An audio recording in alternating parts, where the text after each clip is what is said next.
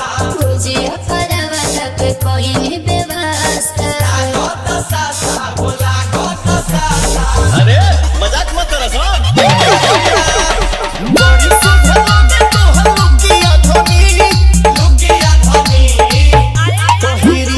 जब मारे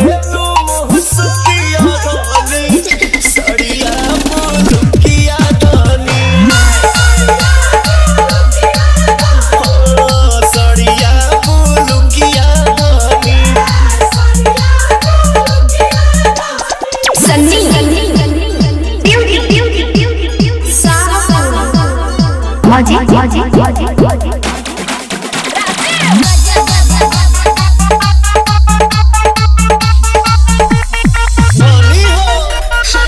बारू से आन बाकी लागे लुलाई के मेकअप के जरूरत तारा नइखे। ए भौजी हो मेकअप के जरूरत तारा नइखे।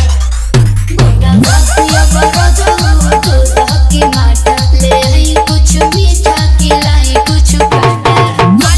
खिलाई तो पुड़ुकिया धनी लागल भुकिया धनी पहिरी जब